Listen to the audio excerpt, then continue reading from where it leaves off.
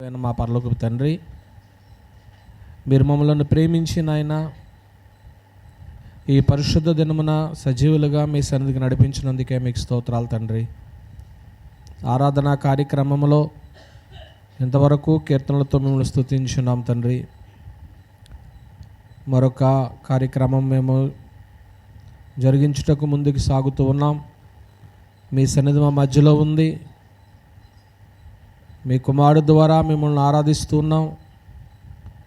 సందేశం వినుటకు సిద్ధపడుతూ ఉంటుండగా మా ఆత్మీయ భౌతిక జీవితాలకు అవసరమైన మాటలు మాకు అందించండి తండ్రి.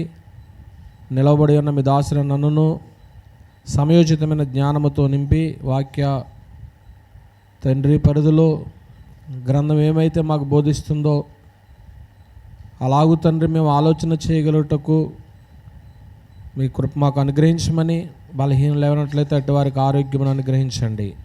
క్రీస్తు వారి అతి పరిశుద్ధమైన నామములో ప్రార్థించి వేడుకొనుచున్నాము పరమ తండ్రి, ఆమేన్.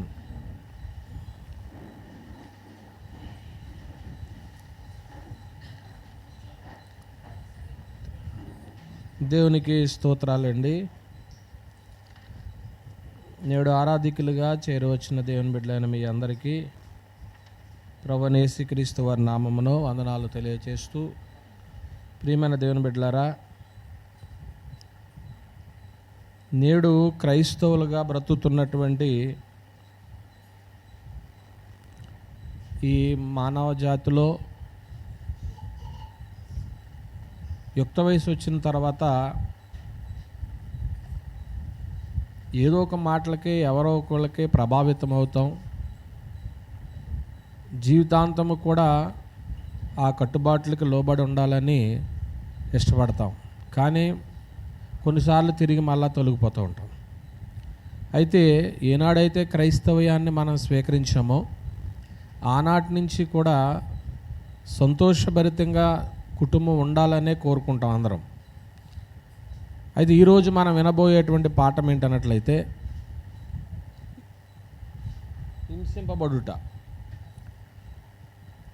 హింసింపబడుట అనేటువంటిది అలా ఎప్పటి నుంచి ఇది కొనసాగుతూ ఉన్నది, నేడు పరిస్థితులు ఎలా ఉన్నాయి, ఇవన్నీ కూడా మనము ఆలోచన చేస్తాం. అనేకుల యొక్క రక్తము చిందించుట వలన ఈవేళ క్రైస్తవ్యం అనేది ఇంకా విశ్వవ్యాప్తి చెందుతుంది. గ్రంథం మన చేతికి వచ్చిందంటే కూడా వారి ప్రాణాలు వదిలేశారు. అనేక మంది హతసాక్షులు అయిపోయారు. వాళ్ళ రక్తం నేటికి కూడా సాక్ష్యంగా మన మధ్య కనపడతా ఉంటుంది. వాళ్ళ రక్త సాక్షులను కూడా మనం పిలవచ్చు.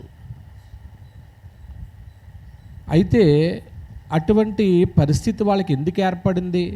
వాళ్ళ కుటుంబాల కోసమా?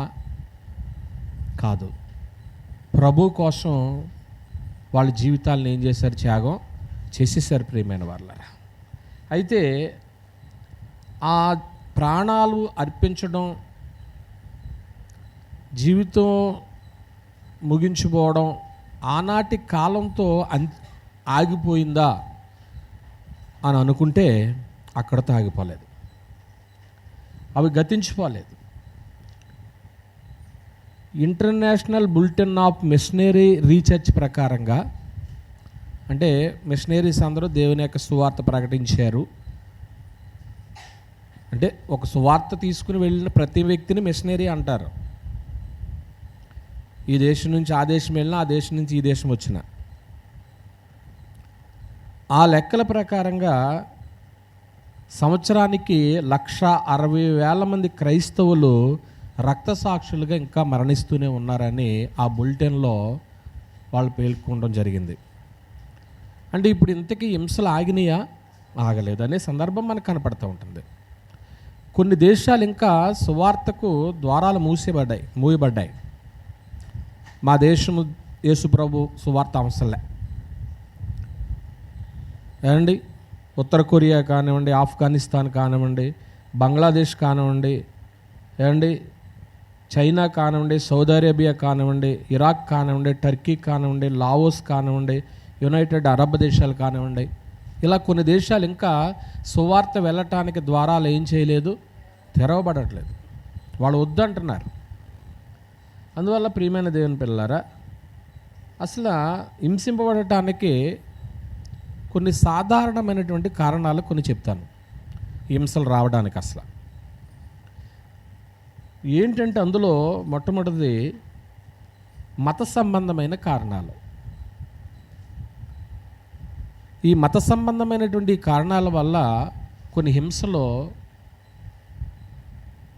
బయలుదేరినాయి. యోధా పత్రికలో 3వ వచనంలో పరిశుద్ధులకు ఒక్కసారే అప్పగింపబడిన బోధ నిమిత్తము ఏం చేయమంటాడంటే పోరాడమంటాడు. అంటే విశ్వాసులైనటువంటి వారికి పోరాటం అనేటువంటిది ఉన్నది. అయితే ఈ పోరాటం అనేటువంటిది మొదటి నుంచి ఉన్నట్లుగా ఉంది, విశ్వాసుల యొక్క పోరాటం. ఇప్పుడు కయీను, హేబేలు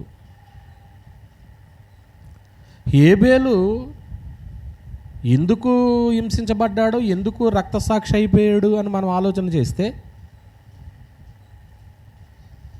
హేబేలుని గురించి రాయబడిన మాట ఏంటంటే, విశ్వాసమును బట్టి హేబేలు కయ్యని కంటే శ్రేష్టమైన బలి అర్పింది. అంటే ఆయనలో ఏముంది, విశ్వాసం ఉంది.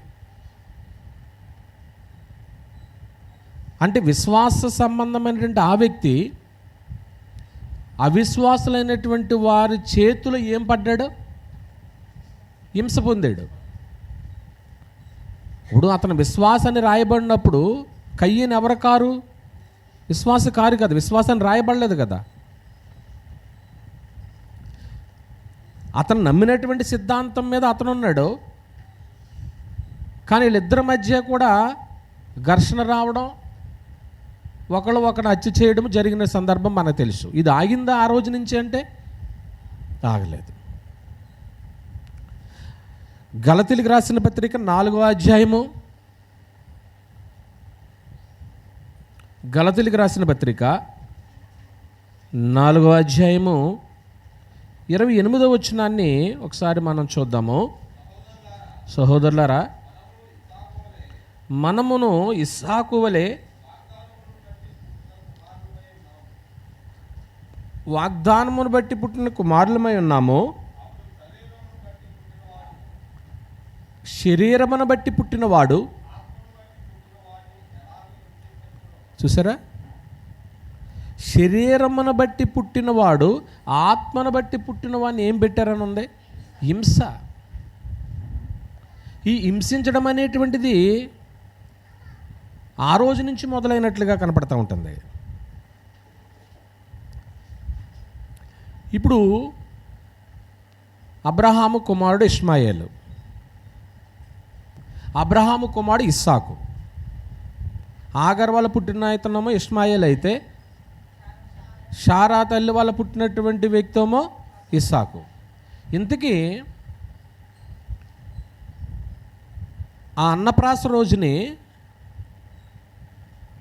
వాగ్దానం బట్టి పుట్టినటువంటి వ్యక్తి, శరీరాన్ని బట్టి పుట్టినటువంటి వ్యక్తి ఈ వ్యక్తిని ఏం చేశాడు, హింస పెట్టాడు. ఆ హింస హింస హింస ఈ రోజుకి కూడా ఏమవుతుంది, కొనసాగుతున్నది. ఆ ఇష్మాయిల్ నుంచి వచ్చినటువంటి వారే మత సంబంధమైనటువంటి కలహాలను ఏం చేస్తున్నారు, రేపుతూ ఉన్నారు. ఇప్పుడు మతం ద్వారా ఏం ఉంటుంది భూమి మీద, హింసలు వస్తున్నాయి కదా. ఇప్పుడు వాళ్ళ మత సంబంధమైన కార్యక్రమాలు, ఇప్పుడు ఇష్మాయేలు నుంచి వచ్చినటువంటి వాళ్ళ గురించి చెప్పుకోవాలంటే వాళ్ళు ఏమంటారంటే, మా ధర్మశాస్త్రమే ప్రాముఖ్యము, అదే మాకు ప్రామాణికము, దాని ద్వారా మేము ఏం చేస్తామంటే తప్పు చేసినటువంటి వ్యక్తిని మేము శిక్షిస్తాం, రాళ్ళతో కూడా చంపుతాం, లేకపోతే మేము ఏదైనా చేస్తాం. ఆ చట్టం వాళ్ళకి అలా బోధించింది యోధా మతం. కానీ వాగ్దానాన్ని బట్టి పుట్టినటువంటి వ్యక్తి ఎవరండి, ఇస్సాకు. కానీ ఇస్సాకు నుంచి వచ్చినటువంటి వారు ఎవరో, ప్రభువైన యేసుక్రీస్తు వారు. యేసుక్రీస్తు ప్రభు వారు శాంతి సమాధానాలతో రాజ్యాన్ని నెలకొల్పాలని చూశాడు, కానీ హింసతో కూడినటువంటి కార్యక్రమాలు ఆయన ఎక్కడా చేయలేదు. అంటే ఆ రోజు నుంచి ఈ రోజు వరకు కూడా వీళ్ళిద్దరి మధ్య మత సంబంధమైన హింసలు ఏమవుతున్నాయి? జరుగుతూనే ఉన్నాయి. అదే ఇప్పుడు ఆ మాట మనకి ఆది కాండంలో ఉన్నటువంటి ఆ ఫ్యామిలీ గొడవ ఎక్కడ తీసుకొచ్చాడో తెలుసా? గలతీల్లో ఉన్నటువంటి పరిశుద్ధులు చెప్తూ ఉంటున్నాడు మాట అండి. ఇప్పుడు అలాగూ కూడా మనం ఆలోచన చేస్తే, ఇప్పుడు ఈ మత సంబంధమైన కార్యక్రమాలు ఇష్మాయిల్ నుంచి వచ్చినటువంటిది ఏ బోధ అనొచ్చు? అబద్ధ బోధ. ఇస్సాకు నుంచి వచ్చింది ఏ బోధ అనొచ్చు? సత్యమైన బోధ. ఇప్పుడు ఆ బోధకి ఈ బోధకి ఏం జరుగుతుంది? ఇప్పుడు లోకంలో పోరాటం. వీళ్ళు ఏమంటారంటే మా బోధే కరెక్ట్ అంటాడు. అబద్ధ బోధకులందరూ అనేది అదే. కానీ సత్యం ఎరిగినటువంటి వాళ్ళము మా బోధే కరెక్ట్ అంటారు. ఇటువంటి పరిస్థితుల్లో చాలా హింసలు భూమి మీద జరుగుతూ ఉన్నాయి. ఇక రెండో కారణం, మత సంబంధమైన కార్యక్రమాలతో పాటు రెండోది ఏంటంటే రాజకీయ కారణాలు. రాజకీయాల వల్ల కూడా ఏమున్నాయి? భూమి మీద హింసలు ఉన్నాయి. ఇది ఎలా ఉంటుందంటే, క్రైస్తవులే దేశద్రోహులుగా ఎంచబడినటువంటి పరిస్థితి. వాళ్ళు చేసే పనులు, ఇప్పుడు క్రైస్తవులు చేసేటువంటి కొన్ని పనులు దేశానికి నష్టమేం కలిగించవు. అది దీన్ని ఎలా చిత్రీకరించారు అంటే, లూకాసు వార్త 23వ అధ్యాయము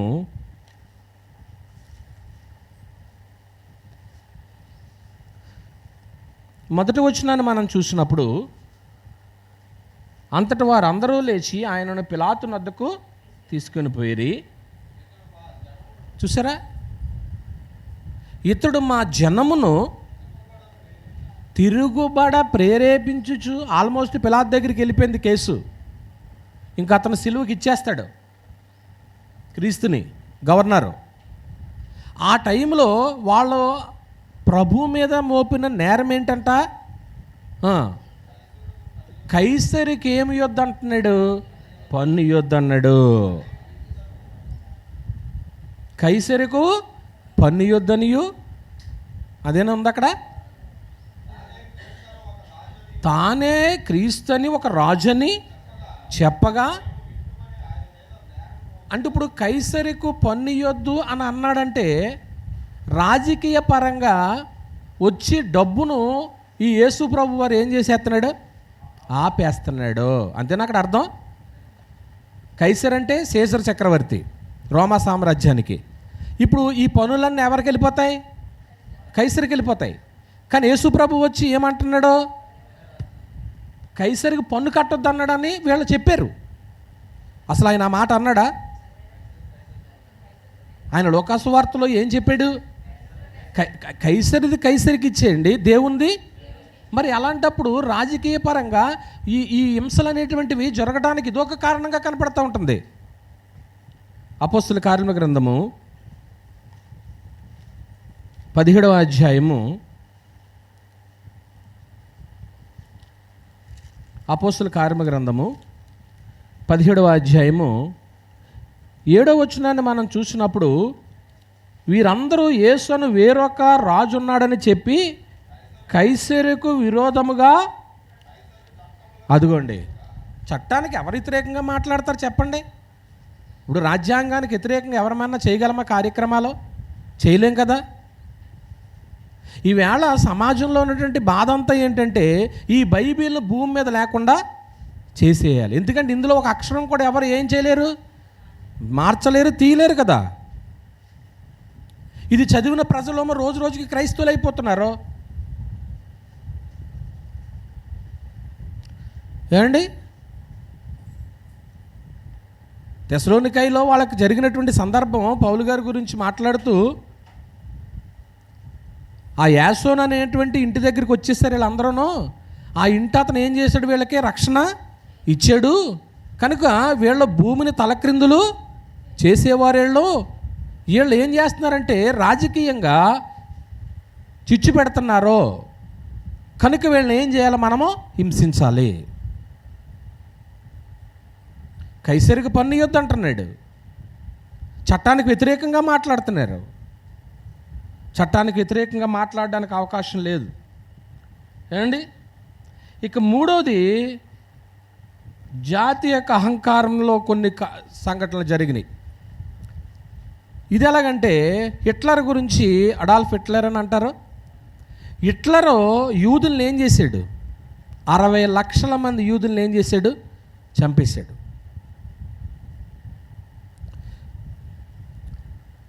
యోధా మతం అంటే అతనికి ఇష్టం లేదు.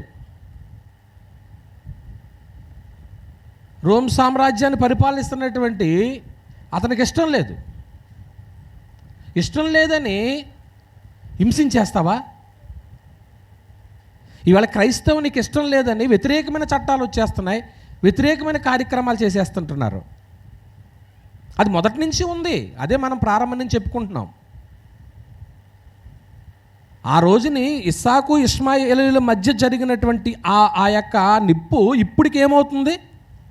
ఆరిందా? ఆరలేదు. మత సంబంధమైనటువంటి ఆ హింసలు ఇంకా జరుగుతూనే ఉన్నాయి. రాజకీయ సంబంధమైన హింసలు జరుగుతున్నాయి. జాతి అహంకారంతో జరుగుతూ ఉన్నాయి.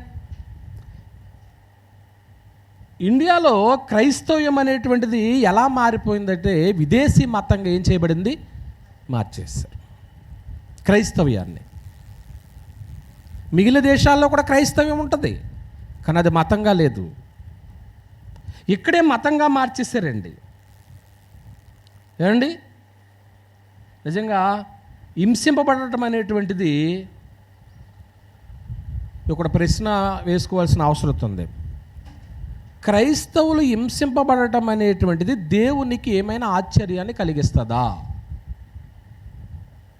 మళ్ళీ అడుగుతున్నా.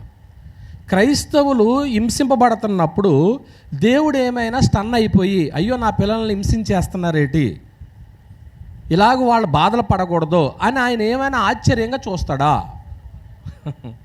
మీకు ప్రసంగం అర్థమైనట్టు ఈ మాటను బట్టి. ఎందుకంటే అసలు క్రైస్తవ్యంలోకి నువ్వు అడుగు పెట్టావంటేనే ఏం పొందాలా? పొందాలా. దాని గురించి దేవుడు ఆశ్చర్యపడిపోయి ఆయన బాధపడవలసిన పని లేదు. జరుగుతూనే ఉన్న హింసలో ఏమండి మనం కూడా దాని గురించి ఆశ్చర్యపడవలసినటువంటి పని లేదు. ప్రభువైన యేసుక్రీస్తు వారు చెప్పిన మాట ఒకసారి చదువుదాము. లూకాసు వార్త 2వ అధ్యాయము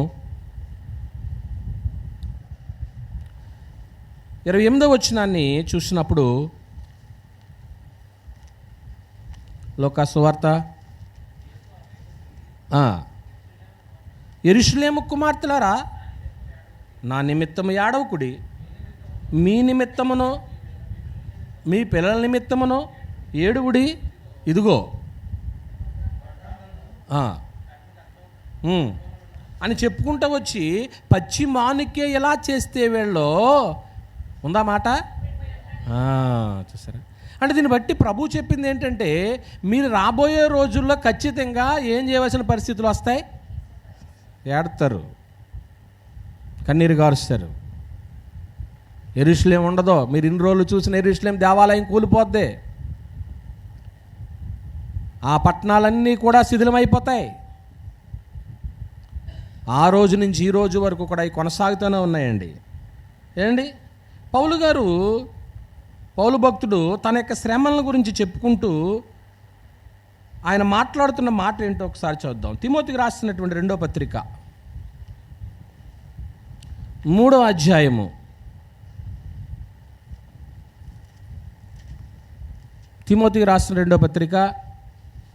3వ అధ్యాయము 11 నుంచి, అంతియోకయ, ఈకోనియా, లొస్త్రాను పట్టణంలో నాకు కలిగినట్టు హింసలను ఉపద్రవములను తెలుసుకున్న వాడవే నన్ను ఏం చేసావు? ఏమండి, శ్రమలు ఉంటాయి, మా గుడికి రండి అంటే ఎవరైనా వస్తారా? నువ్వు బాప్తిసం పొందు, నీకు రేపటి నుంచి శ్రమలు మొదలవుతాయి, హింసలు మొదలవుతాయి అంటే ఎవరైనా పొందుతారా? అట్టి హింసలు అంతియోకయ, ఈకోనియా, లొస్త్రాలో జరిగిన హింసలను చూసి నువ్వు నన్ను ఏం చేసావు? వెంబడించావు. పౌలు గారు ఎవరిని అంటున్నాడు? తిమోతిని అంటున్నాడు. ఎవరైనా చర్చికి వెళ్ళి బాగా దీవించబడ్డారంటే వాళ్ళ వెనకాల ఇంకొకరు ఏం చేస్తారు? వస్తారు. కానీ హింసలు ఉన్నాయంటే ఎవరైనా వస్తారా? నిజమైన క్రైస్తవుడికి ఏముంటాయని గ్రంథం చెప్తుంది తెలుసా? ఉంటాయి. ఇక్కడ ఎవరైతే హింసలు పడుతున్నారో, బాధలు పడుతున్నారో వారందరూ కూడా నిజమైన భక్తిలో ఉన్నారని మర్చిపోవద్దు. బైబిల్ని బట్టి చెప్తున్నాను నేను. ఇంకా కింద వచ్చిన వాళ్ళు చదువుతున్నాం. క్రీస్తు యేసునందు, నిజముగా చూసారు ఎంత గొప్ప మాట, సద్భక్తితో బ్రతుకును ఉద్దేశించి వారందరూ హింస పొందుదురు. హింసలు అనేటువంటివి ఉన్నాయనే మాట గ్రంథం చెప్తుంది. అయితే దుర్జనులను, వంచకులను, ఇతరులను మోసపరచు, తామును మోసపోచు అంతకంతకు ఏమవుతారు? చెడిపోతారు. హింసలు ఎందుకులేండి? కొన్ని చర్చిల్లో నా ప్రసంగాల్లో, ఈ 14 ఏళ్ళ మీ మధ్య చేసిన ప్రసంగాల్లో మీకు దేవుడు అనేకమైన దీవెనలు ఇచ్చేస్తారని నేను ఎప్పుడు చెప్పలేదు. ఆయన కొరకు బ్రతుకుదాం, మనకు అవసరమైనవి ఆయన ఇస్తాడు. ఏంటి, మన కన్న తండ్రి కదా, మన అవసరాలు ఆయనకి తెలీదా? శ్రమలు ఉన్నాయి, మొదటి నుంచి కలుగుతూనే ఉన్నాయి. ఇటువంటి ప్రసంగాలు అప్పుడప్పుడు మనం వింటూ ఉండాలి ప్రియమైన వాళ్ళారా. మన పిల్లలకు కూడా నేర్పిస్తూ ఉండాలి. మా నాయన చర్చికి వెళ్తున్నాడు, మా అమ్మ చర్చికి వెళ్తుంది, ఎందుకు ఈ బాధలు? ఆ పిల్లల మనసులో ఇటువంటి సంగతులు వినలేదు అనుకోండి, ఆ భక్తి వ్యర్థమో అనిపిస్తుందేమో. అంటే పూర్వమో పాస్టర్లు ఏం నేర్పారంటే, చర్చికి వెళ్ళిపోతే దేవుణ్ణి నమ్ముకుంటే మనకు అన్ని దీవెనలు, అంటే వాళ్ళ మనసులో దీవెనలు అంటే ఏంటో తెలుసా? ఒక 4 కార్లు, ఒక 4 బిల్డింగులు, 1 ఎకరం 2 ఎకరాలు పొలం, ఇవన్నీ వచ్చేస్తే మరి నిజంగా అలాగే సంపాదించారు. ఆనాటి క్రైస్తవంలో ఇంత తెలివితేటలు లేక ప్రజలు కూర్చుని సేవకుడు ఏం చెప్పినా ఏం చేశారు? వినేశారు అంతే. ఈవేళ అటువంటి రోజులు పోని, నోరు మూసి కూర్చుంటున్నారు అందరూ, అందుకనే సైలెంట్గా. సత్యం బయటకు వచ్చింది. ప్రియమైన దేవుని బిడ్డలారా, క్రీస్తు యేసునందు సద్భక్తితో బ్రతుకును ఉద్దేశించి వారందరూ, మీ నాయన భక్తిగా ఉన్నాడేమో, హింసలు వస్తాయి, కంగారు పడకో. నీ తల్లి విశ్వాసంగా ఉందేమో, శ్రమలు వస్తాయి. అయితే క్రొత్త నిబంధన పుస్తకాలన్నీ కూడా రచయితలందరూ కూడా హింసలు పడ్డారు. అసలు ఈ హింసలు అనేటువంటి రావడానికి దేవుడు ఎందుకు అనుమతిస్తాడో అది సెకండ్. ఇప్పటిదాకా హింసలు దేనివల్ల వస్తాయి? సాధారణమైన కొన్ని కారణాలు చెప్పాను. ఏంటి అందులో మనం ఆలోచన చేస్తే మత సంబంధమైన కారణాలు, రాజకీయ కారణాలు, జాతి అహంకారంతో కూడినటువంటి కారణాలను చెప్పుకున్నాం. నిజంగా భక్తితో బ్రతికేటువంటి వాళ్ళకి ఏముంటాయని పౌలు భక్తుడు చెప్పాడు? హింసలు ఉంటాయి. ఇప్పుడు అసలు హింసలు పొందటానికి, హింసలు రావటానికి దేవుడు ఎందుకు అనుమతిస్తాడో అది చూద్దాం. ఆయన ఎందుకు గేట్ ఓపెన్ చేస్తున్నాడో, ఎందుకు ద్వారాలు తెరుస్తున్నాడో, మూసేయచ్చు కదా రాకోకుండా. మొట్టమొదటిది ఏంటంటే ప్యూరిఫికేషన్ ఆఫ్ ది చర్చ్. సంఘము శుద్ధీకరింపబడటానికి హింసలు అనుమతిస్తాడు ఆయన. సంఘం అనేటువంటిది ప్యూర్ అయిపోవాలా. ఎలాగో చెప్తాను. ఒకప్పుడు సంఘం అని అనగానే ఎవరు మాత్రమే సంఘంలోకి వచ్చారు? మళ్ళీ వినండి. సంఘము అని అనగానే ఎవరు మాత్రమే సంఘంలోకి వచ్చారో తెలుసా? అపోస్తుల కార్యముల గ్రంథము 2వ అధ్యాయము, అపోస్తుల కార్యముల గ్రంథము 2వ అధ్యాయము 47వ వచనం ప్రకారంగా, ఆనందముతోనూ నిష్కపటమైన హృదయముతోనూ ఆహారము పుచ్చుకొని చూడండి. ఆ మాట ఏమైనా ఉంది అక్కడ? తీసిన వాళ్ళు ఎవరైనా చూడండి. 2:47 ఆనందముతోనూ నిష్కపటమైన హృదయముతోనూ ఆహారం పుచ్చుకొని చుండిరి, మరియు ప్రభువు రక్షణ పొందుచున్న వారిని అనుదినము వారితో అన్న మాట కాడ ఏముంటుంది తెలుసా? చర్చ్ అని ఉంటుంది. అంటే ఇప్పుడు చర్చిలోకి వచ్చేది ఎవరో చెప్పండి మొదట్లో? అది సంగతి. రక్షణ పొందిన వ్యక్తి మాత్రమే ఎందులోకి వస్తాడు? అది ప్రారంభంలో జరిగింది. ప్రారంభంలో వాళ్ళు మాత్రమే చర్చి, వాళ్ళు మాత్రమే సంఘం. ఇప్పుడు క్రైస్తవ్యం అని అనగానే మన మన మన ముందు ఉన్నటువంటి కొన్ని టెంపుల్ చెప్పండి. మన ముందు ఉన్న కొన్ని టెంపుల్స్ ఉన్నాయి. బాగా ఎత్తైనటువంటి గోపురము, బాగా కొండ మీద కట్టినటువంటి గుళ్ళు ఉంటాయి. అక్కడికి వెళ్ళి వాళ్ళందరినీ కూడా ఈ బయట ప్రపంచం ఏమనుకుంటుంది? క్రైస్తవులు అనుకుంటుంది. నిజ క్రైస్తవులు అలా కొండ మీదకే వెళ్ళరు. మీరు ఎప్పుడైనా వెళ్తే మీరు నిజ క్రైస్తవులు కాదు, చూడడానికి వెళ్ళండి. అక్కడికి వెళ్ళి ఆరాధన చేయడానికి లేదు. కరెక్ట్గా ఆదివారం వెళ్ళారు అనుకోండి, ఆరాధన మానేసి ఎలా ఉంటుంది? అది ఆరాధనే కాదు కదా.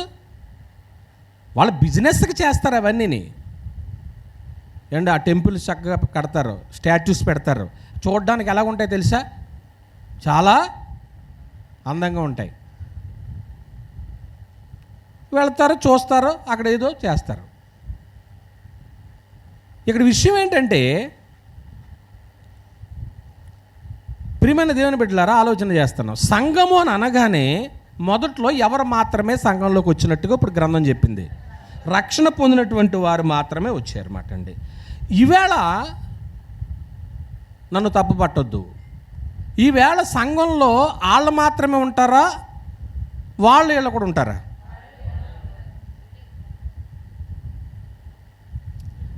అంటే ఇప్పుడు ఇస్సాకు నుంచి వచ్చినటువంటి వాగ్దాన పుత్రులు రక్షణ పొందినటువంటి వాళ్ళు ఉన్నారో, ఇస్మాయిల్ నుంచి వచ్చినటువంటి మత సంబంధమైన కార్యక్రమాలు చేస్తూ చర్చికి వెళితే మేము కూడా ఏమవుతాము, క్రైస్తవులము అవుతాము అనేటువంటి వాళ్ళు కూడా ఉంటున్నారా లేదా? ఉంటున్నారు. అసలు సంఘం అంటే మొట్టమొదటిది ఏంటి? రక్షింపబడినటువంటి వారు మాత్రమే ఉండాలన్నమాట అండి.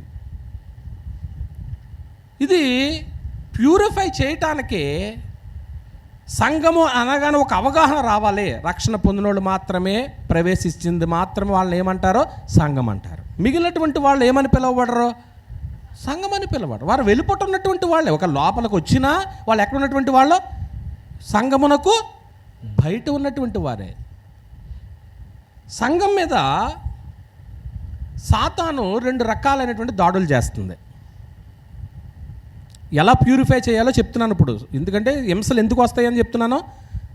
ప్యూరిఫికేషన్ ఆఫ్ ది చర్చ్ అన్నాను. అంటే సంఘాన్ని ఏం చేయడానికి? శుద్ధి చేయాలంటే లోపల ఏముంది? ఏదో ఉంది. ఇప్పుడు ఆ లోపల ఏదో మలినం ఉంది కాబట్టి ఇప్పుడు ఆ మలినాన్ని ఏం చేయాలి? శుద్ధి చేయాలి. ఇది ఎలాగ జరిగిందంటే, అపవాది 2 రకాలైనటువంటి మలినాలను తీసుకొచ్చాడు సంఘంలోకి. ఎలా అంటే వాడు చేసేటువంటి దాడి 2 రకాలుగా జరుగుతుంది. ఒకటి వెలుపటి నుండి జరుగుతుంది, 2 లోపల నుంచి జరుగుతుంది. అంటే బయట నుంచి జరుగుతుంది, లోపల నుంచి కూడా జరుగుతుంది. బయట నుంచి జరిగేటువంటిదేమో ఒక శత్రువు చేస్తాడో, లోపల నుండి చేసేటువంటి వ్యక్తి ఒక స్నేహితుడిగా ఉండి చేస్తాడు. సంఘాన్ని ఏం చేస్తాడు? అప్పుడు సాతానుడు పాడు చేస్తాడు. ఇప్పుడు అతను శత్రువే. బయట నుంచి ఉంటూ ఏమంటాడో తెలుసా? నేను కూడా సంఘానికి ఏం చేస్తున్నాను? మేలు చేస్తున్నాడు. కానీ అతను చేసేది ఏంటి కాదు? మేలు కాదు. మనకు తెలియదు, కానీ మన పక్షాన్నే ఉన్నాడు అనుకుంటాం. ఇప్పుడు ఇస్మాయిల్ అనేటువంటి వాళ్ళందరూ మనం అప్పుడప్పుడు మాట వరుసకి ఏమంటామండి? వాళ్ళు మనవాళ్ళే అంటాం. మనమా ఆఖరికి పుట్టినోళ్ళే అంటామా? వాళ్ళ ద్వారా వచ్చేటువంటి ఎన్ని ఇబ్బందులు ఎదురవుతున్నాయండి నేటి కాలంలో. అంటే వాళ్ళు బయట ఉండి సత్యానికి వ్యతిరేకంగా ఉన్నారా లేదా? ఉన్నారు. రెండోది, లోపల ఉండి పని చేస్తాడు. ఇతను స్నేహితుడిగా ఉంటాడో కానీ సంఘాన్ని ఏం చేస్తాడు? పాడు చేస్తాడు. అంటే ఇంత చేసేది వ్యక్తులు కాదండి, కనపడేదే వ్యక్తులు. కానీ వీళ్ళ ద్వారా కార్యక్రమాలు చేసేది ఎవరండి? అపవాది. వాడు తంత్రాలను మార్చుకుంటూ ఉంటాడు. వాడు రూపాన్ని మీకు బుధవారం చెప్పాను. వాడు ఏ రూపంలోకైనా వెళ్ళి తనకు సాధనంగా ఏం చేసుకుంటాడు? ఆ రూపాన్ని వాడుకుంటాడు. ఏమండి, మొట్టమొదటిదేమో వెలుపటి నుంచి జరుగుతుంది దాడి సంఘానికి, రెండోదేమో లోపల నుంచి జరుగుతుంది. కానీ మొదటి దానికంటే రెండోదే చాలా ప్రమాదకరమైనది. లోపలుండి హాని చేయడం. ఏమండి, ఆ సామెత నాకు చెప్పకుండా కానీ అంటున్నాను అంతే. ఇంటి దొంగనో డాష్ వాళ్ళు కూడా ఏం చేయలేరు, పట్టుకోలేరు. అంతేనా? ఇప్పుడు సంఘములో ఉండి నువ్వు హింస చేస్తున్నప్పుడు నిన్ను ప్యూరిఫై చేయాలి. మొదటి శతాబ్దంలోనే ఇటువంటి పరిస్థితి లోపలికి వచ్చేసింది. అందుకే కొన్ని హింసలను ఏం చేశాడంటే దేవుడు అనుమతించాడన్నమాట అండి. ఎలా జరిగిందో చెప్తాను. కాన్స్టెంట్ అనేటువంటి రోమా చక్రవర్తి 302 400 ఆ సంవత్సరంలో క్రైస్తవ్యాన్ని స్వీకరించాడు.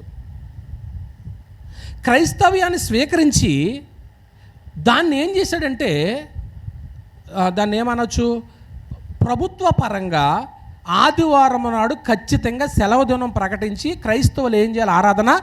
బాగుంది. రెండోది, క్రైస్తవ్యాన్ని ఎలా చేశాడో తెలుసా? ఇది ఒక మతంగా చేసేసాడు.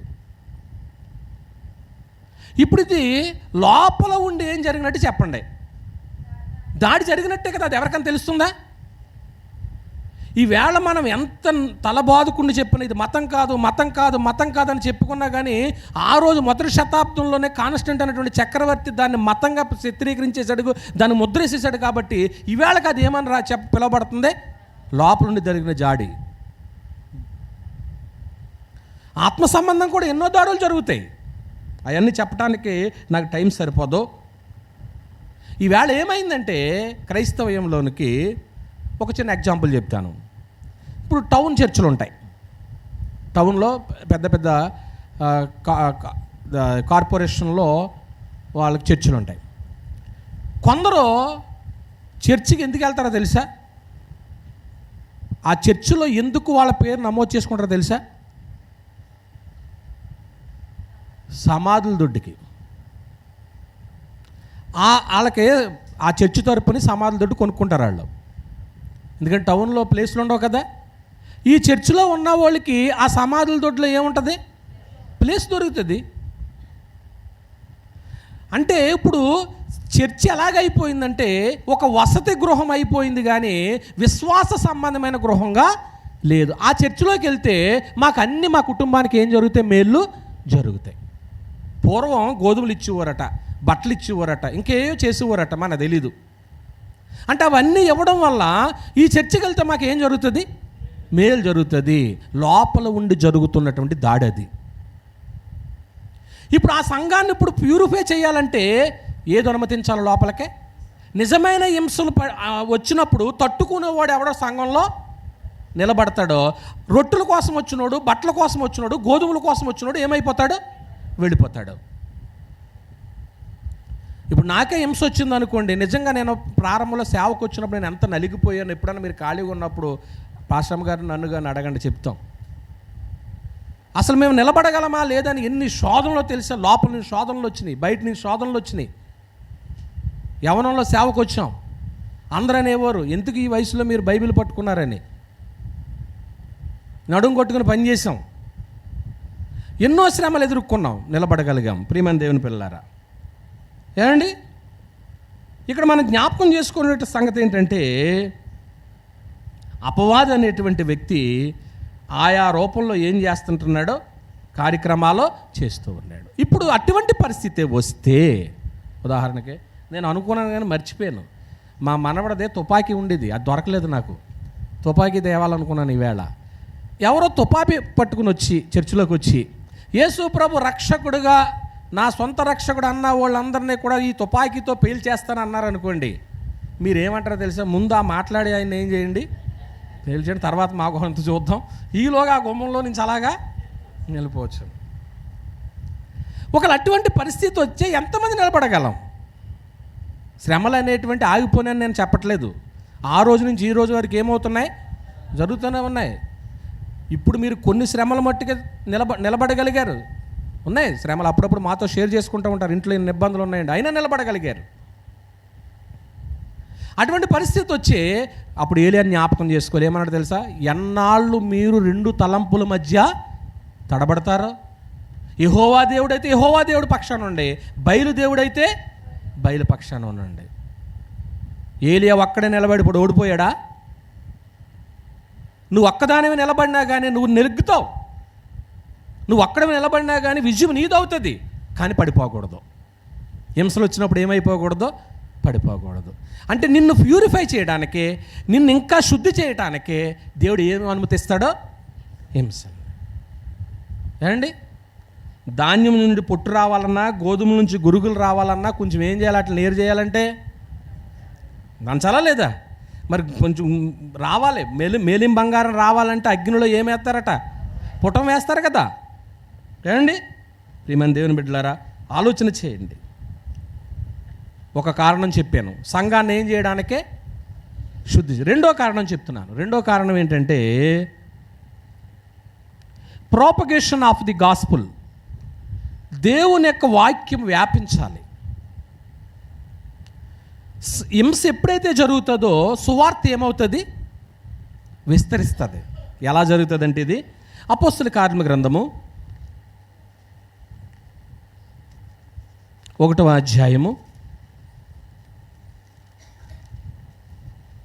8వ వచనంలో, అయినను పరిశుద్ధాత్మ మీదకి వచ్చినప్పుడు మీరు శక్తి నొందుదురు గనుక మీరు యెరూషలేములోను యోదయ సమరయ దేశములంతటను బూదిగంతముల వరకును నాకు ఏమై ఉంటారని చెప్పాడంటే, సాక్షులు. మీరు రక్త సాక్షులు అయిపోతారో. ఎక్కడెక్కడికి వెళ్తారు మీరు? యెరూషలేము, యోదయ, సమరయ, దిగా అంటే మొత్తం భూలోకం అంతా వెళతారు. అక్కడ వరకు వెళ్తే మీరు నాకు సాక్షులై ఉంటారో అని చెప్పాడు మాట అండి. నిజంగా వాళ్ళు ఆయా ప్రాంతాలకు వెళ్ళినప్పుడు, ఇప్పుడైతే ఇంతమంది క్రైస్తవులు ఉన్నారు, ఆ రోజున క్రైస్తవులు ఉన్నారా? మీకు మొన్న ఒక మాట జ్ఞాపకం చేశాను. కొచ్చిన్ వచ్చినటువంటి తోమ మైలాపూర్లో ఏమైపోయాడు? అతను సేవ చేసింది కేరళలో, చనిపోయిందేమో తమిళనాడులో. అతసాక్షి అయిపోయాడు కదా. ప్రియమైన దేవుని బిడ్డలారా, ఇక్కడ యెరూషలేము, యోదయ, సమరయ, దిగంతముల వరకు మీరు నాకు ఎలాగుంటారని చెప్పాడు? సాక్షులుగా ఉంటారని చెప్పేశాడు. పిలిపిలికి రాసిన పత్రిక అందరూ తీయండి ఒకసారి. పిలిపిలికి రాసిన పత్రిక, పిలిపిలికి రాసిన పత్రిక 1వ అధ్యాయము 12వ వచనం, సహోదరులారా నాకు సంభవించినవి సువార్త మరీ ఎక్కువగా ప్రబలమొగుటకే సమకూడనని మీరు ఏం చేయండి. ఇదేంటి? ఈ పిలిపి పత్రిక చెరలో ఉండి రాశాడు. అతను హౌస్ అరెస్ట్ చేశారు బయటికి రాకోకుండా. అటువంటి టైంలో అతను ఏమంటున్నాడు చూసారా పౌలు గారు? ఇది ఎందుకు జరిగిందో తెలుసా? నాకు సంభవించినవి సువార్త మరీ ఎక్కువగా ప్రబలమవుటకే సమకూడని మీరు తెలుసుకొని కూర్చున్నది. అలాగనగా నా బంధకములు క్రీస్తు నిమిత్తము కలిగినని ప్రేతోర్యమును సేనలోని వారికి అందరికీ, తక్కిన వారందరికీ ఏమైంది? స్పష్టమైంది.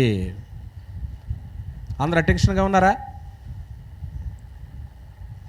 ఇప్పుడు హౌస్ అరెస్ట్ అయిపోయాడు పౌలు గారు. ఇప్పుడు ఇతన్ని ఏం చేస్తూ ఉంటాడు తెలుసా? సెంట్రీ వచ్చి ఏం చేస్తూ ఉంటాడు? 8 గంటల డ్యూటీయో 12 గంటల డ్యూటీయో ఈ ఖైదీని ఏం చేయాలా? కాయాలి కదా. ఇతను సువార్త నిమిత్తం సంఖ్యలు పడినా కానీ ఖైదీయే.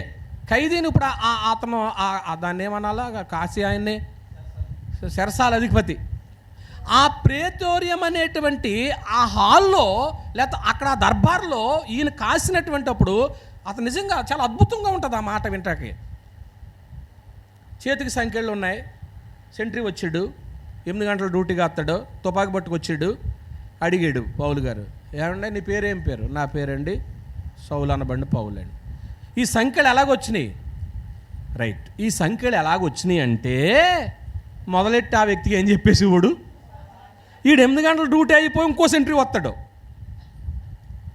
మీ పేరేం పేరండి? నా పేరు ఇదండి. ఈ సంఖ్యలు ఎలాగొచ్చినాయి అంటే మళ్ళీ వీడికి ఏం చేసేవాడు? అలా ప్రేతోర్యములో ఉన్నటువంటి మొత్తం అందరికీ ఏమైపోయింది సువార్త అంటే. ఇప్పుడు ఆ సంఖ్యలే లేకపోతే సువార్త ఏమవదో గుర్తుపెట్టుకో. నీకు ఇంట్లో బాధే రాకపోతే చర్చికి ఎందుకు వస్తావు? ఇంట్లో శ్రమలే లేకపోతే ఉపవాస కూడికి ఎందుకు వస్తావు? అన్నీ బాగున్నాయి అనుకోండి, ఏం పర్లేదు లేండి అంటారు. నాకంటే ఎక్కువ ఉపవాస కూడికి మీకే అడుగుతారు. నిజంగా నాకు చాలా సంతోషం అవుతుంది. నేను మర్చిపోను కూడా మొన్న. మన బాధలన్నీ చెప్పుకుంటాం. పిల్లలకు అన్ని వస్తువులు ఉన్నాయనుకోండి, ప్రార్థన వస్తుంది వాళ్ళకి. ఇది ఈ పిల్లలు చూడండి, వీళ్ళు కరెక్ట్గా ప్రార్థనకు వచ్చేటప్పుడు గట్టి 2 దెబ్బలు కొట్టి గుళ్ళోకి పంపించారనుకోండి, కూర్చునే వరకు ఆ దెబ్బలు ఏమవుతూ ఉంటాయి, మళ్ళీ ఆరాధన అయితే గుర్తొస్తాయి. వీళ్ళకి ఆ దెబ్బలు తగలక మనకి ఎన్నో దెబ్బలు తగిలేసి ఏం చేసాం, సెట్ అయ్యాం. ఆ దెబ్బలు తగిలితేనే సెట్ అవుతాం. ఇప్పుడు శ్రమలు ఎందుకు వచ్చినాయి అంటే సువార్త ఏమవ్వాలా, వ్యాపించాలి. సువార్త వ్యాపించాలండి, సంఘం విస్తరించాలండి అండి. ఒకవేళ రాబోయే రోజుల్లో ఎవరో పని చేయలేనటువంటి చీకటి రోజులు వస్తే అప్పుడు ఏంటంటే పరిస్థితి? అయ్యో, ఆ రోజు నా పిన్నికి చెప్పలేకపోయానే, నా అత్తకి చెప్పలేకపోయానే, లేకపోతే నా బంధువుకి చెప్పలేకపోయానే, ఆ రోజులు బాగున్నాయి, అప్పుడు చెప్పలేకపోయినా ఇప్పుడు చెప్దామంటే ఇంట్లో నుంచి వెళ్ళటానికి ఏం లేదు, అవకాశం లేదు. కరోనా వచ్చినప్పుడు ఎవరైనా బయటికి వెళ్తాకుందా? అప్పుడు ఎవరికాళ్ళు ఏం చేసుకున్నారు, ఇంట్లో ఉండి ప్రార్థన చేసుకున్నారు. మరి అప్పుడు సువార్త ప్రకటిద్దామంటే లేదు కదా. ఒకవేళ అటువంటి పరిస్థితులు వస్తే ఇక్కడ ఒక మాట మీకు జ్ఞాపకం చేయాలనుకుంటున్నాను. సంఘము తన బాధ్యతలను గుర్తించి కార్యక్రమాలు చక్కగా చేయాలి. ఎందుకంటున్నానంటే సంఘము ద్వారానే సువార్త ఏమవ్వాలి, బయటికి వెళ్ళాలి. సంఘములో జరిగించే ఏ కార్యక్రమమైనా కానీ మనం ఆప్ చేయకూడదు. సంఘానికి వెలుపట ఏమీ లేదండి. ఇక్కడ ఒక అద్భుతమైన మాట మీకు జ్ఞాపకం చేయాలనుకుంటున్నాను. ఇప్పుడు మా ఫ్యామిలీ ఉందనుకోండి, అక్కడికి వస్తాను. నేను బాప్తిసం పొందాను, మా పాస్టర్ గారు బాప్తిసం పొందలేదు అనుకోండి. ఆవిడ ఎన్నో భక్తి కార్యక్రమాలు చేసేస్తుంది. అవి నోట్ అవుతాయా? అది గుర్తుపెట్టు. ఒక ఎగ్జాంపులే చెప్పాను మీకు. అంటే ఇప్పుడు నువ్వు ఏది చేసినా కానీ ఎందులో ఉండి చేయి, సంఘములో ఉండి చేయాలి. సంఘములో ఉండి నువ్వు చేసినప్పుడు సంఘము ద్వారా దేవుడు ఏం చేయబడతాడో, ఘనపరచబడతాడో, ఇంకా అభివృద్ధి అవుతుంది మాట అండి. సంఘ సభ్యుడిగా ఉండి చేయకపోతే అది నిష్ప్రయోజనమైనటువంటిదే ప్రియమైన దేవుని బిడ్డలారా.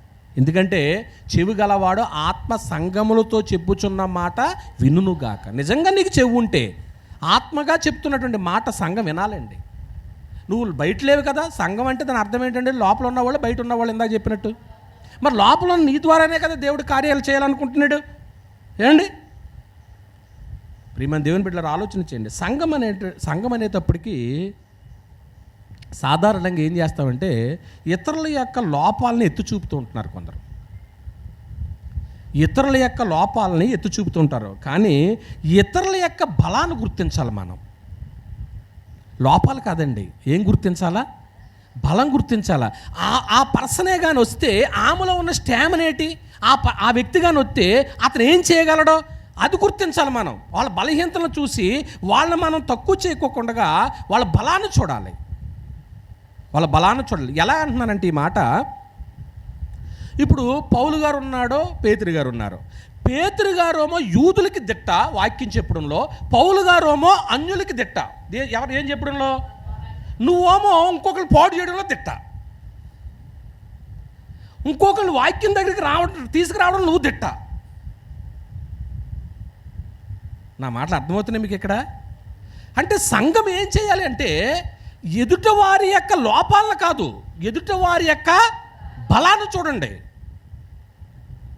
ఆవిడకున్న టాలెంట్తో అనేక మందిని మార్చగలదు. ముందు ఆవిడ పట్టుకుందాం నడవండి, ఆయన పట్టుకుందాం నడవండి ముందు అనే ఆలోచన రావాలి. సంఘముగా నువ్వు చేయకపోతే సువార్త ఏమవదో. ఆల్రెడీ మనకి శ్రమలు వచ్చినాయి కాబట్టి మనం సువార్తను ఏం చేయాలి, ఇంకా ఎక్కువ చేయాలి. సంఘంలో కార్యక్రమాలు మానకూడదని చెప్తానికే ఈ సంగతి మీకు చెప్పాను. ఎన్ని చెప్పాను? 2 చెప్పానా? రైట్. హింసింపబడు వారి ఇప్పుడు మన బాధ్యత ఏంటి? చాలామంది హింస పొందుతున్నారో వాళ్ళ విషయంలో మన బాధ్యత ఏంటంటే, స్పీడ్గా వెళతాను, మనం ప్రార్థన చేయాలా. శ్రమలు పడుతున్నటువంటి వారి కొరకు ఏం చేయాలా? నీ సహోదరే ప్రక్కనుంది, బాధపడుతుంది, ఇంట్లో ఉండి ఇబ్బందులు పడుతుంది, తెలిసింది నీకు, ఎవరి ద్వారానో ఫోన్ చేశారు, లేకపోతే సమాచారం పంపించారు, వాళ్ళ కోసం మనం ఏం చేయాలా? ప్రార్థన. చెరసాలలో పేతురు గారు ఉన్నారు. సంఘం ఏం చేసింది చెప్పండి? అత్యాశక్తితో ప్రార్థన చేసిందండి. ఏమండి, హింసింపబడి వారి కొరకు మనం ప్రార్థన చేయాలండి. అప్పుడు వాళ్ళు ధైర్యంగా ఉంటారు. ఏమండి, పోలీకార్ప్ అనేటువంటి ఆయన 86 సంవత్సరాలు అతను క్రీస్తు ప్రభువుని సేవించాడు. ఆయన అన్న మాట చెప్తున్నానండి. ప్రభువైన యేసుక్రీస్తు వారు నాకు ఏ గాయం చేయలేదు కాబట్టి నా రాజు అయినటువంటి నా రక్షకుని నేను ఏమాత్రం దూషించను అన్నాడు. యేసు ప్రభు వారు ఎవరికైనా హాని చేశాడు ఈ భూమి మీద? ఆయన ఎందుకు దూషించాలి? ఆయన ఎందుకు అనాలి? ఏమండి?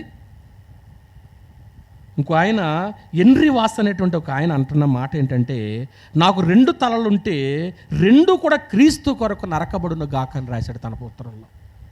మనకున్నది ఒకటే తల, కానీ అతనికి 2 తలలుంటే 2 తలలో కూడా ఎవరి కోసం నరకబడాలంటున్నాడు? ఈ మాట చదివినప్పుడు నిజంగా ఆ స్థాయికి నేను వెళ్ళగలనంటావా అనిపించింది ప్రసంగం తయారు చేసుకుంటుంటే. నేను అటువంటి పరిస్థితి వస్తే తాహిర్ ఇక్బాల్ అనేటువంటి ఆయన ముస్లిం ఆయన పాకిస్తాన్ జైల్లో తన క్రైస్తవ విశ్వాసం కొరకు మరణించిన ఒక మహమ్మదీయుడైన 1993లో జరిగిన సందర్భం ఇదండి. అతను అన్న మాట ఏంటంటే, కావాలంటే ఉరితాడుకు ముద్దిస్తాను కానీ నా విశ్వాసాన్ని ఎన్నటికీ తిరస్కరించను అన్నాడు. అతని దగ్గరికి వచ్చిన ఉరితాడికి ఏమిస్తాడట? ముద్దిచ్చి నన్ను ఉరేయండి అంటాడంట, కానీ విశ్వాసాన్ని మట్టుకు ఏం చేయడంట? తిరస్కరించడంట. ఇటువంటి వారి గురించి మనం చెప్పుకుంటున్నప్పుడు మన విశ్వాసం ఏమవ్వాలా? బలపడాలి. నేను కూడా నిలబడగలనా? ఏమండి ప్రేమన్న దేవుని బిడ్డలారా, నిజంగా స్టెఫన్ గారు అలాగే హింసపడ్డాడు మనందరికీ తెలుసు. నేను లోకంలో జరిగిన విషయాల గురించి చెప్పాను, కానీ స్టెఫన్ అనేటువంటి భక్తుడు మొట్టమొదటి క్రైస్తవ హతసాక్షి కదా. అతను నిజంగా రాళ్ళతో కొట్టి ఏం చేయబడుతున్నాడు? చంపబడుతున్నాడు. 8వ అధ్యాయంలో మనం చదువుతాం. అపోస్తలుల 7వ అధ్యాయం అనుకోండి, 7వ అధ్యాయం చివరిలో మాట అండి. ఏమండి అతను స్టెఫన్ గారు ప్రార్థించాడు, అందరి కోసం ప్రార్థించాడు, తాను హింస పడుతున్నప్పటికీ ప్రార్థించాడు. ఇటు చూడండి, స్టెఫన్ గారు ప్రార్థించినందుకు పౌలు గారు మారాడు. ఏమన్నానా? స్టెఫన్ గారు ప్రార్థన చేసినందుకు అదేంటండి? చూసారా? అంటే మన ప్రార్థన ఖచ్చితంగా అవతల వ్యక్తిని ఏం చేస్తే మారాడండి. సువార్త వద్దన్న వాడే తన భుజాల మీద ఏది మోసాడు? నువ్వు కూడా మొయ్యాలి, నేను మొయ్యాలి. ఈవేళ బైబిల్ గ్రంథం పట్టుకుని ఉందాతనంగా చర్చికి వస్తున్నావంటే ఎంత సంతోషమో తెలుసా? నీతో పాటు వెనకాల నీ ఫ్యామిలీ వస్తుందంటే చర్చికి ఎంత సంతోషమో తెలుసా? ఎక్కడికో ప్రయాణానికి వెళ్తా, ఎక్కడికో ఫంక్షన్కి వెళ్తా, నీ కుటుంబాన్ని తీసుకుని చర్చికి రా ఉందాతనంగా. దేవుడు చూసి ఆనందిస్తాడు. ప్రియమైన దేవుని బిడ్డలారా, ఎంత గొప్ప మాట తెలుసండి. సువార్తను మోసుకుని వెళ్ళాడండి ఆయన.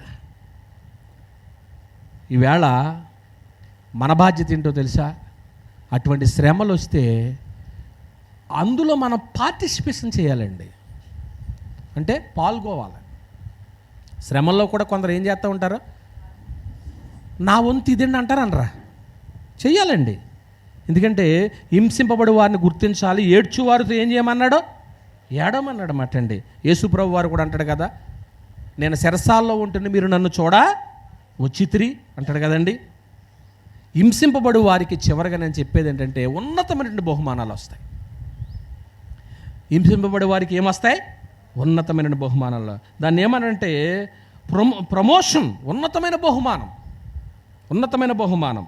తిమోతికి రాసిన 2వ పత్రిక 2వ అధ్యాయము 9 నుంచి 12 వరకు రాసుకోండి, చదవద్దులేండి. క్రీస్తుతో పాటు ఏలుబడి చేస్తారండి. ప్రకటన గ్రంథం 2వ అధ్యాయం 10వ వచనం అండి, జీవ కిరీటం పొందుతారండి. ప్రభు చెప్పాడు, నీతి కొరకు హింసింపబడువారు ధన్యులు, పరలోక రాజ్యము వారిది. పరలోక రాజ్యం వారిదంటండి. ఏమండి ఇప్పుడు ఇందాక చెప్పిన రెఫరెన్స్ ఒక్కసారి తీస్తాను, తీయండి, మీరు కూడా తీయండి. అపోస్తలుల కార్యముల గ్రంథం 7వ అధ్యాయం 7:59. ప్రభువును గూర్చి మొరపెట్టుచు, యేసు ప్రభువా నా ఆత్మను చేర్చుకొనుమని స్టెఫను పలుకుచుండగా వారు అతను రాళ్లతో కొట్టిరి. అతను మోకాళ్ళను, ప్రభువా వారి మీద ఈ పాపం మోపకమని గొప్ప శబ్దముతో పలికెను. ఈ మాట పలికి నిద్రించెను. సౌలు అతని సావుకి ఏం చేశాడు? ఇప్పుడు అతను హింసింపబడుతున్నాడో. అయితే ప్రార్థన చేశాడు. అతని ప్రార్థనకు చెప్పండి ఎవరు మారారని చెప్పాం, సౌలు మారాడా? ఇప్పుడు రాళ్ళుతో కొట్టుతున్నప్పుడు కనీసం ఎవరో కూడా అడ్డుకోలేదా స్టెఫన్ని? అంతేనమ్మా? రాళ్ళుతో కొడుతున్నప్పుడు ఎవరు అడ్డుకోలేదా? అంటే అతన్ని కొట్టండి అని ఏం చేసేసారు? వదిలేశారు, విడిచిపెట్టేశారు, అతను వదిలేశారండి. స్టెఫను రాళ్ళుతో కొడుతున్నప్పుడు నిజంగా ఇంటికి వెళ్ళిన తర్వాత అధ్యాయం చదవండి, ఎంత బాధ కలుగుతుందో తెలుసండి అండి. ఇప్పుడు రాళ్ళుతో కొట్టేస్తున్నారు కదా, కొడుతూ ఉంటుండగా చివరికి మాట వినండి అమ్మా. అతను రాళ్ళుతో కొడుతూ ఉన్నంతసేపు కూడా యేసు ప్రభు వారు ఇలా నిలబడిపోయాడట. ఎందుకు నిలబడిపోయాడు తెలుసా? ఇంకో 2 దెబ్బలకే నా కుమారుడు నా దగ్గరికి. నా మాట అర్థమైందా మీకు? అసలు ఇప్పటికే చావు దెబ్బలు తినేసాడు, ఇంకొక 2 దెబ్బలకి ఏమైపోతుంది? ప్రాణం వదిలేస్తాడు. రాగానే నేను ఏం చేసుకోవాలి? ఆయన్ని హత్తుకుని నా కుర్చీలో కూర్చోబెట్టుకోవాలి. ఎంత గొప్ప మాట! యేసు ప్రభువు నా ఆత్మను చేర్చుకు అన్నాడంటే యేసు ప్రభు లేచి నిలబడ్డా లేదా? నిలబడ్డాడు. మనమైతే ఒకవేళ నిజంగా అటువంటి పరిస్థితి వస్తే అమ్మో డాక్టర్ దగ్గర తీసుకెళ్ళండి అంటే మనమైతే ఇంకా లాస్ట్ మినిట్ ఇంక వెళ్ళిపోతామన్న టైంలో కూడా మనకు ఏమనిపిస్తుంది? బ్రతకాలనిపిస్తుంది. ఇంక ఇతను బ్రతకడని తెలిసి రాళ్ళుతో కూడా చంపుతుంటే ఇతనికి అర్థమైపోయింది ఏమని, ఇంకా నేను బ్రతకనని. అక్కడ యేసు ప్రభు నిలబడి చూస్తున్నాడు, నా కొడుకు వస్తాడో, శాల్యూట్ చేసి నేను ఏం చేయాలి? అతన్నే ఎత్తుకోవాలనుకుని. నిజంగా అటువంటి పరిస్థితి వస్తే గనుక మనలో ఎంతమంది నిలబడగలదాం? ఈరోజు మనం నేర్చుకున్న పాఠం ఏంటంటే హింసింపబడుట అనేటువంటిది ప్రపంచవ్యాప్తంగా సంవత్సరానికి 160,000 మంది క్రైస్తువులు ఏమైపోతున్నారు? రక్తసాక్షులుగా మరణిస్తున్నారండి. హింసింపబడటానికి కొన్ని కారణాలు చెప్పాను. మత సంబంధమైన కారణాలు కొన్ని ఉన్నాయి, రాజకీయ కారణాలు ఉన్నాయి, జాతి అహంకారంతో చేసేటువంటి కార్యాలు ఉన్నాయి. ఇవన్నీ మనం జ్ఞాపకం చేసుకుంటూ అసలు హింసల్లో ఎందుకు దేవుడు అనుమతిస్తున్నాడంటే సంఘాన్ని ఏం చేయటానికే? ప్యూర్ చేయటానికి, పరిశుద్ధపరచటానికి. ఒకవేళ ఏదైనా లోపం ఉంటే కనుక అటు సరి చేసుకుందాం సంఘంలో. రెండోదిగా సువార్త ఏం చేయాలా? ఒకవేళ సంఘం హింస వచ్చిందంటే వాళ్ళందరూ చెల్లాచెదురైపోయారండి. చెల్లాచెదురైపోయి ఏం చేస్తారో తెలిసి వెళ్ళిన ప్రతి చోట సువార్త చెప్పారు. ఉదాహరణకి మీరే ఉన్నారండి, ఆదివారం అయిపోయింది, సోమవారం ఎక్కడికో వెళ్తారు మీరు. సోమవారం నుంచి శనివారం దాకా అసలు ఊళ్ళోనే లేరు.